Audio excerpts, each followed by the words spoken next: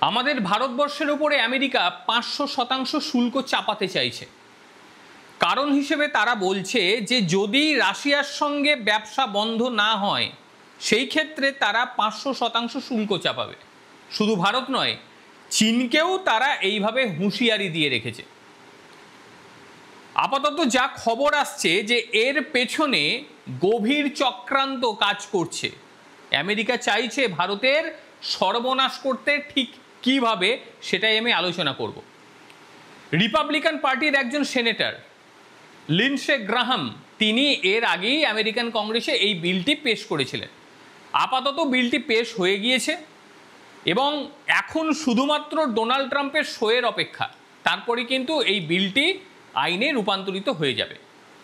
Russia থেকে ভারত বা চীন যে পরিমাণে তেল কেনে, সেই তেল কেনার কারণে নাকি ভ্লাদিমির পুতিনের যুদ্ধ চালাতে সুবিধে হচ্ছে, মানে মদত চলছে যুদ্ধ চালাতে। আর এই তেল বাণিজ্য জারি থাকলে ভারত ও চীনের বিরুদ্ধে নাকি কড়া পদক্ষেপ নিতে পারে তারা। 2025 সালের মে মাসে একটা রিপোর্ট তারা দেখিয়েছে, সেখানে তারা বলছে ভারত রাশিয়া থেকে দৈনিক 19,60,000 ব্যারেল অপরিশোধিত তেল আমদানি করছে। জুন মাসে এই আমদানি ছাপিয়ে গিয়েছে 20 লক্ষ ব্যারেল। ভারত ও চীন তাদের প্রয়োজনীয় তেলের 70% তেলই আমদানি করছে রাশিয়া থেকে। রিপাবলিকান ওই সেনেটর বলছে যে রাশিয়া থেকে আমদানি আটকাতে পারলেই রাশিয়া নাকি দুর্বল হয়ে যাবে, পুতিন আর যুদ্ধ করতে পারবে না। ইতিমধ্যেই চীনের সঙ্গে ভারতবর্ষ বাণিজ্য চুক্তি সেরে ফেলেছে। এবার আমেরিকা চাইছে যে ভারতের সঙ্গে বাণিজ্য চুক্তি করতে। বারংবার ডোনাল্ড ট্রাম্প বলছে না যে ভারতের সঙ্গে আমি একটা খুব সুন্দর চুক্তি করতে চাইছি। এর আগেও ভারতের সঙ্গে তারা বসেছে, কিন্তু মতবিরোধ হওয়ার কারণে চুক্তি সম্পূর্ণ হয়নি। এবার আবারও এই জুলাই মাসের 9 তারিখে আমেরিকা আসছে ভারতের সঙ্গে বসতে, এবং যাতে চুক্তিটা সম্পূর্ণ হয়, ভারত যাতে একটু চাপে থাকে, সেই কারণেই এই ধরনের পদক্ষেপ, এমনটাই মনে করছে ওয়াকিবহল মহল। তার কারণ ভারতকে যতটা চাপ দিতে পারবে, ভারত নমনীয় হয়ে আমেরিকার সঙ্গে চুক্তি স্বাক্ষর করে নেবে। কিন্তু আমেরিকা ঠিক কী চুক্তি করতে চাইছে সেটা সঠিকভাবে আপনারা জানেন না, আমারও জানা ছিল না। কিন্তু বিদেশি কিছু পত্রপত্রিকা ঘেঁটে যেটুকু বুঝতে পারলাম যে আমেরিকা ভারতের কৃষি বাণিজ্যে ঢুকতে চাইছে। এটা মারাত্মক। আর ভারতবর্ষ বলে দিয়েছে যে ভাই অন্য কিছু করো, আমাদের কৃষিতে এসে নিজেদের দাঁত ফোটানোর চেষ্টা করো না। আর যেটা নিয়ে গায়ে জ্বালা ধরেছে আমেরিকা। মার্কিন যুক্তরাষ্ট্র ভারতে তাদের বাদাম, আপেল, ডাল, দুগ্ধজাত পণ্য, ইথানলের মতন পণ্য রপ্তানি করতে চাইছে ভারতে, এবং সেটা চাইছে খুব কম শুল্কে, যাতে ভারত খুব কম শুল্ক তাদের উপরে চাপায়। এবার ভাবুন, আমেরিকা যদি এই সব ক্ষেত্রে ঢুকে যায় তাহলে ভারতের কৃষকদের অবস্থাটা ঠিক কোন পর্যায়ে পৌঁছবে। সেই কারণেই ভারতবর্ষ চাইছে না যে কৃষিক্ষেত্রে আমেরিকা ঢুকুক। ভারতীয় কৃষকদের উপরে আমদানির চাপ বৃদ্ধি পাবে। মার্কিন যে সমস্ত ভর্তুকিহীন জিনিসপত্র ঢুকবে, আর তার কারণেই সস্তা মার্কিনি জিনিস কিনতে শুরু করবে ভারতীয় সাধারণ মানুষ। আর যার ফলে ভারতীয় বাদাম, আপেল, দুধ, ডাল, সয়াবিন সব কিছু জাতা পর্যায়ে পৌঁছবে, বাজারে পুরো প্লাবন দেখা দেবে। কৃষকদের অবস্থাটা কোথায় গিয়ে পৌঁছবে ভাবতে পারছেন? মোদ্দা কথা, ভারতের মূল ঝুঁকি যেখানে, সেখানে হচ্ছে সম্ভাব্য ক্ষতির যে বিষয়, সেটা হচ্ছে কৃষকদের আয় মার্কিন যুক্তরাষ্ট্রের সস্তা আমদানির কারণে পতন হয়ে যাবে। খাদ্য নিরাপত্তায় বিদেশি সংস্থা ঢুকে পড়বে, প্রযুক্তি নির্ভর হয়ে পড়বে। এমনকি জিএম ফসল, এই জাতীয় ফসল ভারতবর্ষ চাষ করতে বাধ্য হবে। জিএম ফসল কি জানেন? ফসলের যে জেনেটিক সেটা পরিবর্তন করে দেবে তারা। এই সমস্ত বীজ ভারতে দেবে, বলবে তোমরা চাষ করো। আর ভারত বাঁচার জন্য এইগুলোতে চাষ করতে শুরু করবে। খাদ্য নিরাপত্তা পুরো মাত্রায় শেষ। একই সঙ্গে ভারতীয় শস্য যেগুলো ভারত খুব ভালোভাবে বাঁচিয়ে রেখেছে, ভারতীয় কৃষি প্রণালী যেগুলো ভারত খুব ভালোভাবে বাঁচিয়ে রেখেছে, এই সমস্ত কিছু নষ্ট হয়ে যাবে। আমরা নির্ভরশীল হয়ে পড়ব আমেরিকার ওপর। যতক্ষণে তারা দেবে আমরা ততক্ষণে চাষ করতে পারবো, এই পর্যায়ে পৌঁছবে। একই সঙ্গে স্থানীয় নিয়ন্ত্রণ যে ক্ষুদ্র ব্যবসায়ীরা করে বা স্টার্ট আপগুলো রয়েছে, সেগুলো সব শেষ হয়ে যাবে।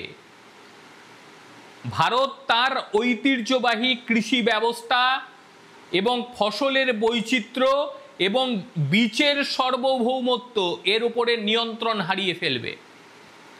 জিএম ফসল যেমনটি বললাম, এবং জিনগত পরিবর্তন করে দেবে ফসলে, প্রযুক্তিগত চাপ পড়বে, এবং জিএম ফসলটাই সবচেয়ে মারাত্মক, জিনগত পরিবর্তন ঘটিয়ে দেয় ফসলের মধ্যে। যেমন জিএম ভুট্টা আসতে পারে, সোয়াবিন আসতে পারে। এইগুলো যে ভারতীয় আমরা খাই, এইগুলোর থেকে সেটা আরো ভয়াবহ, রোগ বাড়বে। ভারতের কি কি করণীয়, ভারত যেটা বলেছে যে আমরা এই জিনিসগুলো চাই, তোমাদের বাণিজ্যে আমরা ছাড় দিয়ে দেব। ভারত চেয়েছিল কি? ভারত বলেছিল বিশেষ করে দুধ, হাঁস মুরগি এবং জিএম এর সুরক্ষা ভারতবর্ষ জোরদার করতে চেয়েছিল, যে এইগুলোতে বাবা এসো না, অন্য কিছু চাও। এবং তার সঙ্গে কৃষি প্রযুক্তি এবং যারা স্টার্ট আপ করছে সেখানেও আমেরিকা হাত দিতে পারবে না। কিন্তু আমেরিকা তো মানছে না। তারা বলছে না, তোমরা ভাই আমাকে কম শুল্ক নাও, আমার জিনিস তোমরা ব্যবহার করো। ভারত এগুলো করে না। বিশেষ করে পশু খাদ্যের ক্ষেত্রে একটা বড় পরিবর্তন হতে পারে। আমাদের পশুরা যে খাবার খায় এবং সেই খাবার খাওয়ার পরে যে দুধ উৎপাদন করে তার গুণমান অনেক বেশি। গোটা বিশ্ব আমাদের দুধ খায়। আর আমেরিকায় যেটা ব্যবহার করা হয়, মানে যে সমস্ত বুচার্স খানা যেগুলো রয়েছে, তার যে ব্লাড, সেইগুলোকে শুকিয়েই পশুদের খাইয়ে দেওয়া হয় এবং বলা হয় যে ভালো দুধ উৎপাদন করবে। কিন্তু সেই দুধের গুণমান কোথায়? ভারতীয়রা সেই দুধ খাবে? কখনো খাবে না। আমেরিকা অথচ রাশিয়া থেকে বারংবার তারা বিভিন্ন রকম ধাতু ক্রয় করছে, বন্ধ করেনি। ইউরেনিয়াম, টাইটেনিয়াম, নিকেল পারমাণবিক শক্তির জন্য বা মহাকাশ বিজ্ঞানের জন্য প্রয়োজন এবং বৈদ্যুতিক গাড়ি সরবরাহের জন্য প্রয়োজন, সেগুলো তো অহরহ কিনছে। কই, তার বেলায় তো কিছু বলছে না। যেমন কৃষি ছাড়, খাদ্য উৎপাদন, মহাকাশ প্রযুক্তি, রকেট ইঞ্জিন, বিভিন্ন যন্ত্রাংশ নাসার, সেগুলো কিনছে তো, তার বেলায় কিছু হচ্ছে না। অথচ ভারতকে চাপ দিয়ে চেষ্টা করছে যাতে কৃষিক্ষেত্রে আমেরিকা ঢুকে পড়ে ভারতীয় কৃষি ব্যবস্থাকে সম্পূর্ণ শেষ করে দেয়। ভারত তো মানছে না। এবং বারংবার আমেরিকার তরফ থেকে বলা হচ্ছে এই 9 তারিখের মধ্যে আপনাদের করতে হবে, আমাদের তাড়াহুড়ো আছে, না তো কিন্তু এই ধরনের ট্যারিফ আপনাদের উপরে লাগবে। ভারত বলেছে আমাদের তাড়াহুড়ো নেই, আপনাদের থাকতে পারে।